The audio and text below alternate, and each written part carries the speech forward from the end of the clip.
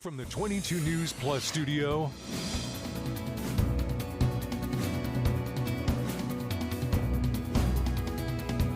this is 22 News in Focus with Patrick Berry. Hello, everyone, and welcome to today's edition of InFocus. I am your host, Patrick Berry, and today we're going to have a fascinating conversation about powering your home.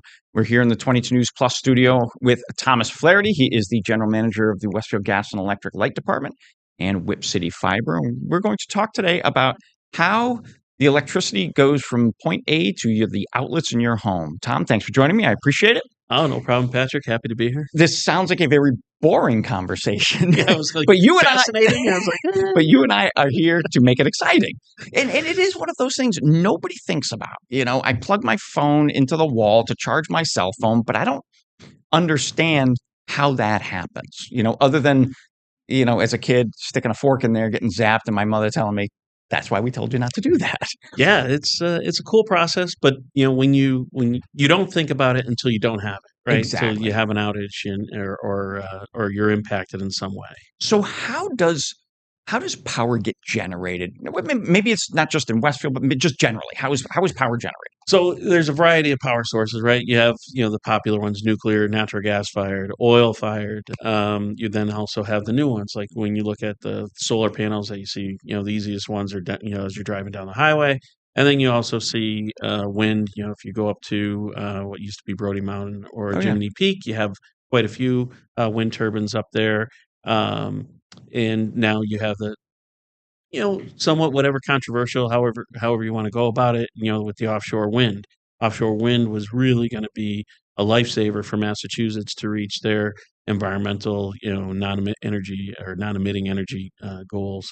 And now through the current presidential administration, some or a lot of that has been put on hold and might be put on hold and have setbacks that are 7 to 10 years. And it's in Massachusetts, and I guess I would say all coastal states probably would benefit from offshore because of the natural wind flow across water, right? You do have that. And if you look at Cape Cod, for example, there were, if you go to like Woods Hole, Falmouth area, there was a couple turbines there that, you know, got put up, but there was side effects to it, right? There was a whooshing noise. So as the blades turned, you know, for lack white of a better noise helps you sleep. Drama.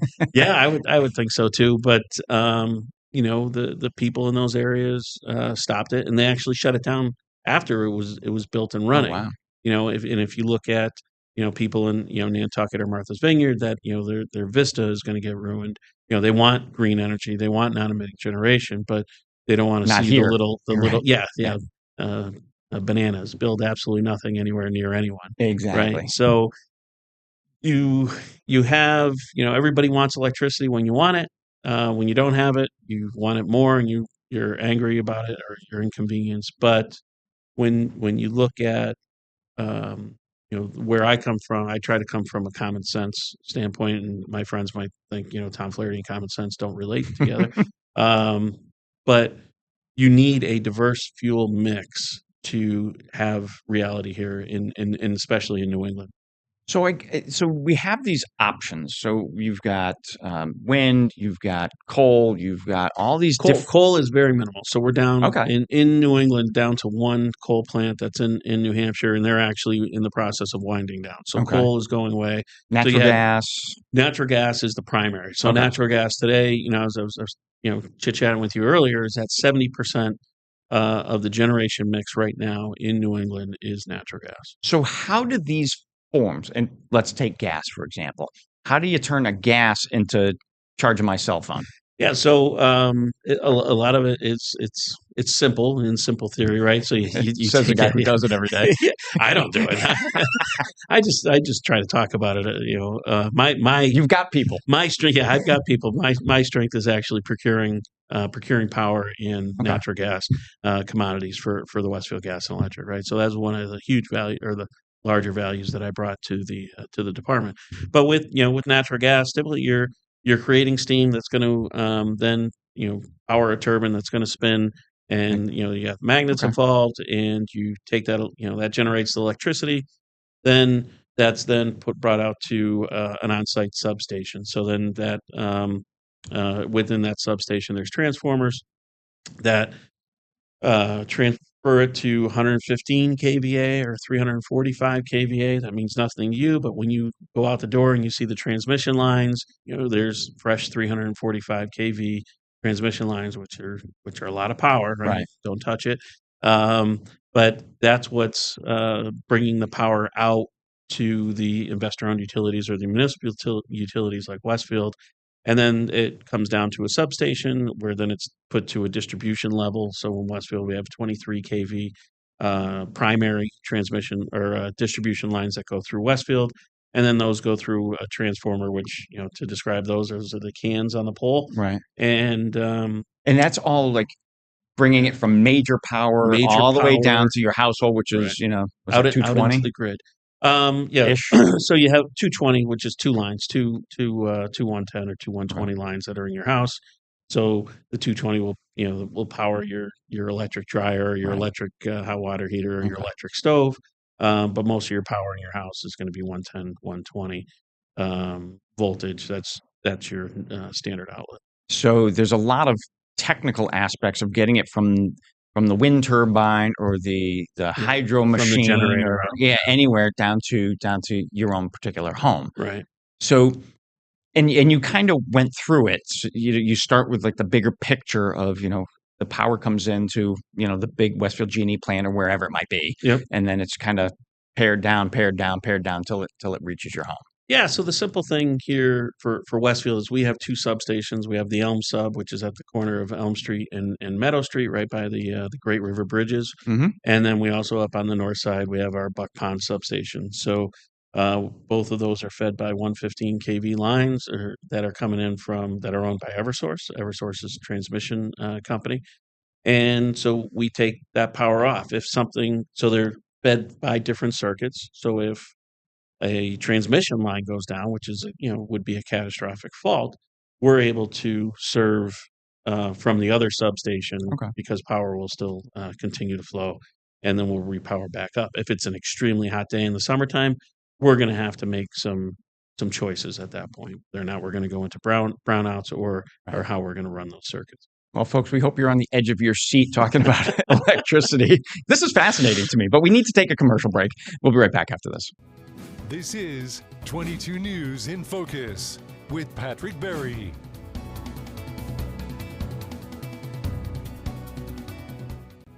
This is 22 News in Focus with Patrick Berry.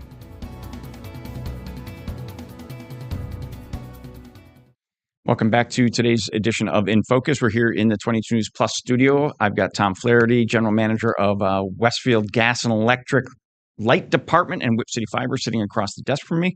We're having the riveting conversation about how power gets from the various sources into your home. In the first portion, Tom, you talked about New England and the sources that generate power, the Cape Cod or wherever it might be.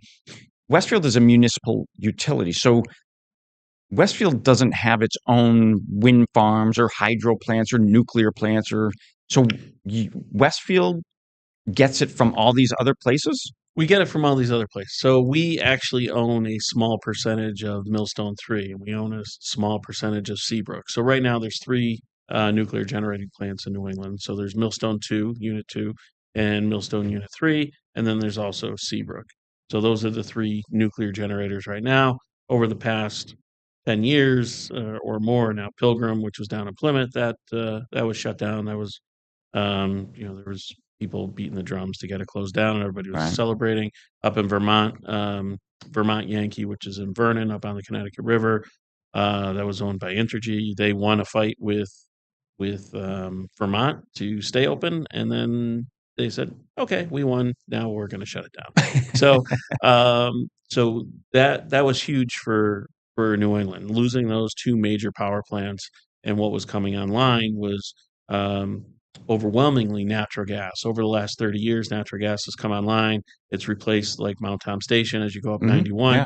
That used to be about maybe 170 megawatt coal-fired generation plant. So that one got shut down. It was part of the Sooty 7 and the Filthy 5 back in the 90s. And you said earlier, coal is virtually Non-existent. Coal is close to non-existent. You'll see on today's piece, yeah, there was no coal, but it was also less than 1% of today's energy mix was oil as well. So, Oh, interesting. but you need oil. When we look at this past January and February, we had a number of days where natural gas prices escalated, and also the demand, the big suck in the Right. gas pipeline was going towards heat. So heating residential, or heating commercial facilities. And in the summertime, air conditioning.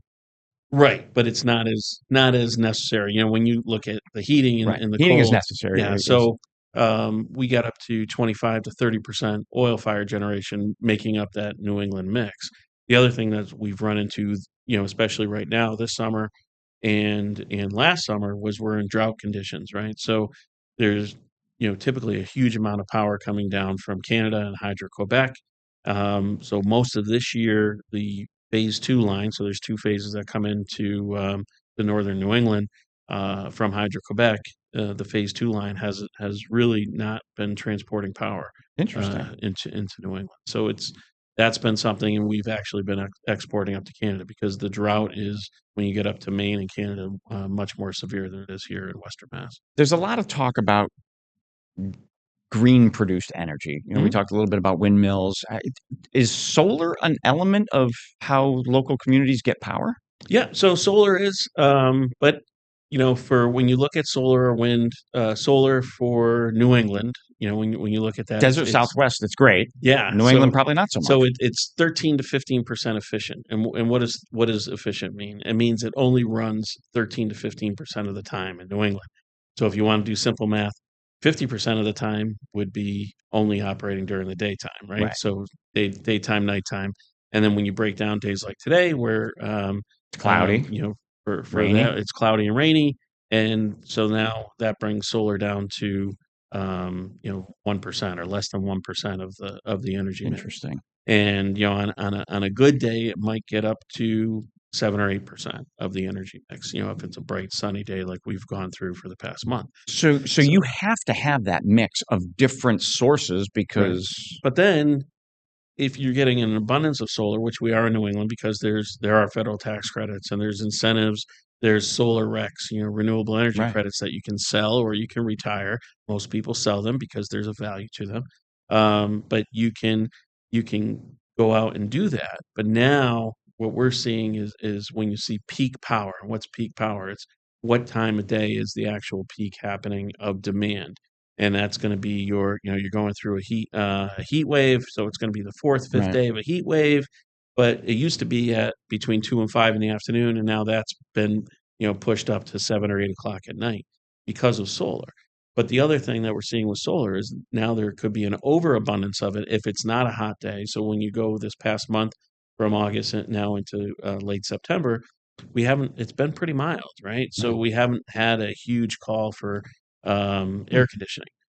Now you have an overabundance of solar, and your ISO New England, independent system operator New England, that's located up here in Ohio, they're now trying to balance all of this solar behind the meter load, whether it's houses or solar fields and stuff like that, and you're trying to manage the grid for system reliability. Okay, how do we do that? But the other factor is, how does Massachusetts meet their goals? And they're really putting a push on battery storage.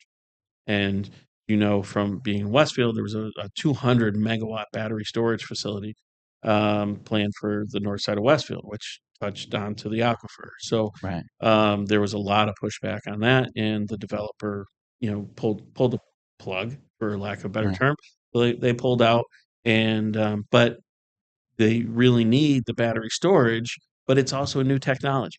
And is it gonna survive? And you've Right. had fires at, battery storage facilities that burn for days because there's really no way to put it out. And if you're throwing more water on it, is Makes it that gonna worse. then, Yeah. have contaminants go out into the But those battery ecosystem? facilities, they're sort of dictated from Beacon Hill, right? The state Yeah, so the legislators local are pushing for that. communities now, so you have the, State Energy Facility Siting Board, right? So they have the say. So the local planning boards and conservation commissions and stuff like that, you don't have a say anymore. So it's only the state does. So you can rattle your sabers and yell and scream all you want, but you got to get somebody to hear you. So in Westfield, they were able to do that. They were able to get people to hear. They were able to get Jupiter Power, which was the facility owner, to listen, and they said, okay, you know what, we're gonna concentrate our investments elsewhere. We are up on our second commercial break. We're with Tom Flaherty. He's the general manager of Westfield Gas and Electric Light Company and Whip City Fiber. We'll be right back after this. This is 22 News in Focus with Patrick Berry.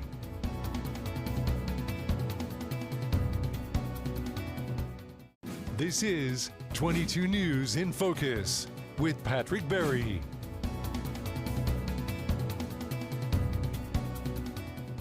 Welcome back, everyone, to today's edition of In Focus. I am your host, Patrick Berry. I've got here with me in the studio Tom Flaherty. He is the general manager of Westfield Gas and Electric Light Department, Whip City Fiber. Tom, thanks for joining me. I appreciate it. Very quickly, what is Whip City Fiber? So Whip City Fiber is a division that's now 10 years old. So we provide high-speed internet symmetrical to the home. So we provide 1 gig of fiber internet. So it's fiber directly right into your home, and it's internet. It's not cable TV. It's not television. You can buy your streaming service, and It's just the at a internet higher, line. higher, more reliable level than what your potential current carrier is. I'm not going to go into bashing somebody else or anything like that. When it came out in Westfield, I got it. Yeah. Primarily because back then my wife worked out of the house, needed the higher speed internet connection. It's more than just Westfield, though, right? Yeah, so we're serving about 23 communities right now. 23 communities? Yeah. Oh, wow. So some are like New Ashford, which is up in the northwest corner of Where is Massachusetts. okay? Gonna have to Google map that one. Yeah, but then there's 96 customers there, right? So that's one town. That's 90 some odd % of the town. So there might be 1 or 2 customers there that didn't want it. But we did a lot of the hill towns. They had nothing before. Even Montgomery, right next to Westfield, had nothing before 5-6 years ago. Now, was that all part of the initiative from our state legislators about high-speed internet to rural areas? Yeah, so Mass Broadband Institute, which is part of the Mass Technology Collaborative.